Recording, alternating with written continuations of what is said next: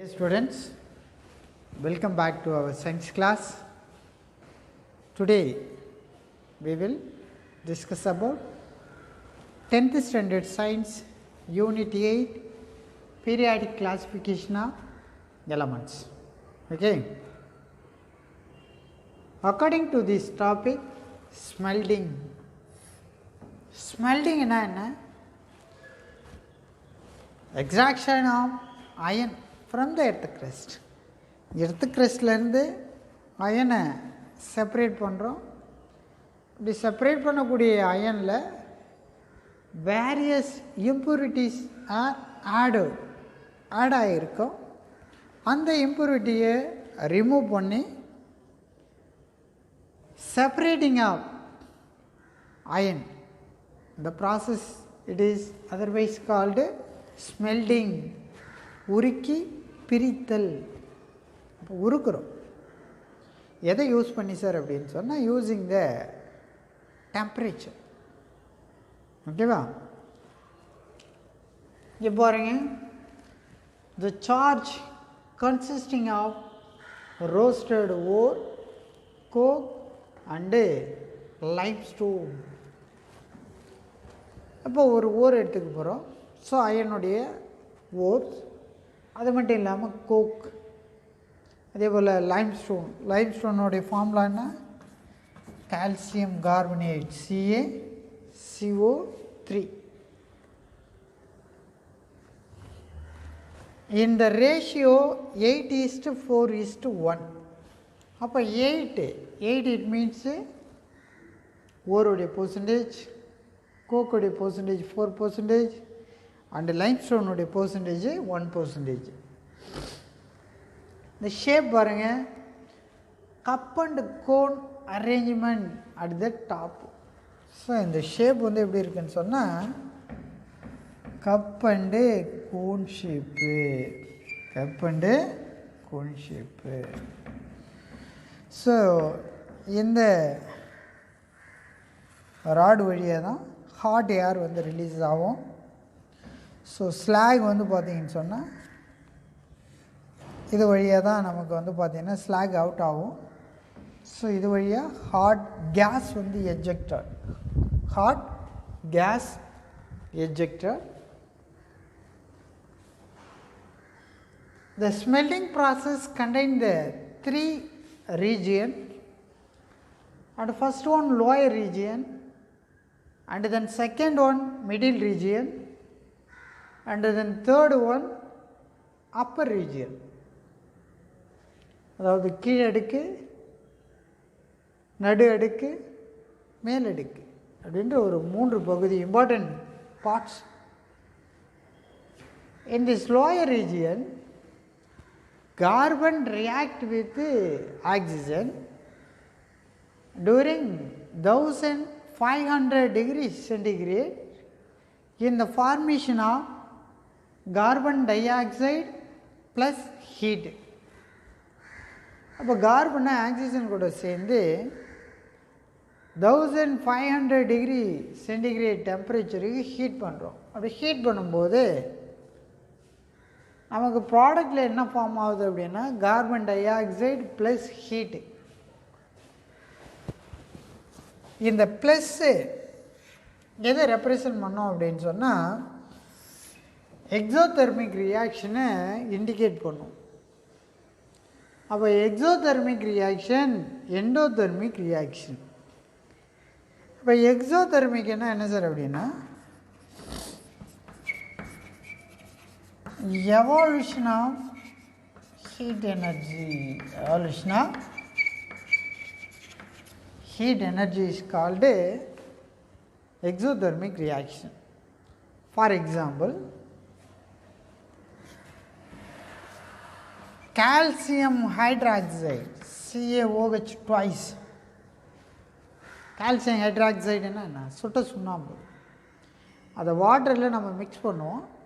அப்போ வாட்டரில் மிக்ஸ் பண்ணும்போது அந்த வாட்டர்லேருந்து ஹாட் கேஸ், சூடான காற்று வந்து பார்த்திங்கன்னு சொன்னால் ரிலீஸ் ஆகும். பார்த்துருக்கீங்களா?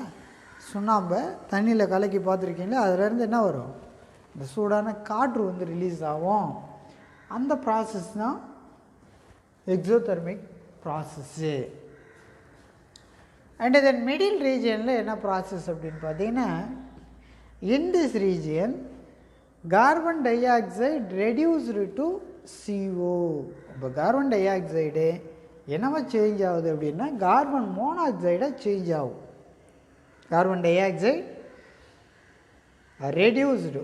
ரெடியூஸ்டுன்னா என்ன சார் அப்படின்னா ஒடுக்கமடையும். என்னவோ ஒடுக்கமடையுது அப்படின்னா கார்பன் மோனாக்சைடு சேஞ்ச் ஆகுது.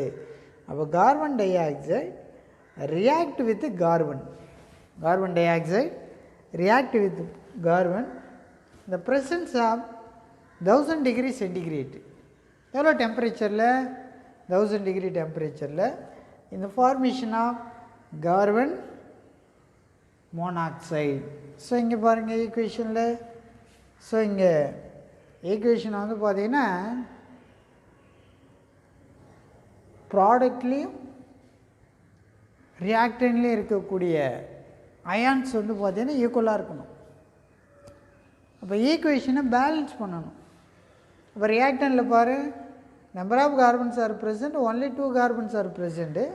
இந்த product there are 2 carbons are present. Number of oxygen present in reactant part there are only 2. The product there are 2 oxygens are present.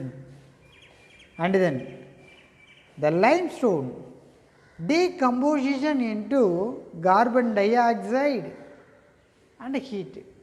இந்த லைம்ஸ்டோன் என்ன பண்ணோம் அப்படின்னா ஹீட் அப்சர்வ் பண்ணும். அப்போ ஹீட் அப்சர்வ் பண்ணி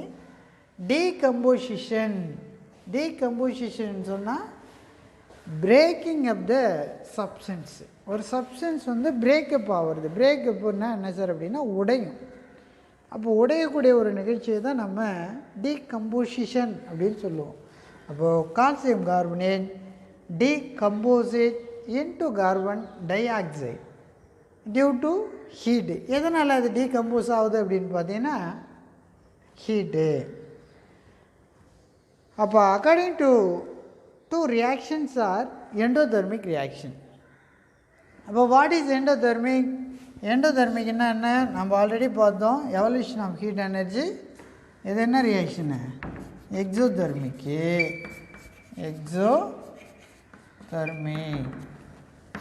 அடுத்து பாருங்கள் அப்சார்ப்ஷன்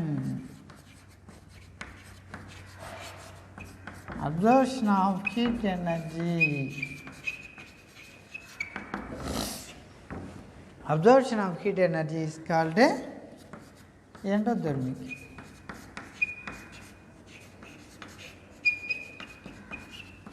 Heat absorb பண்ணால் நம்ம endothermic அப்படின்னு சொல்லுவோம். For example, glucose powder kept in our tank, we absorb, chill and freeze. ஓகேவா? நம்ம எப்படி அப்சர்வ் பண்ணுவோம், எப்படி உணர்வோம்? நம்ம அந்த டங்க் வந்து பார்த்திங்கன்னா கூலிங்காக இருக்கிற போல் ஃபீல் பண்ணுவோம். Chill and freeze.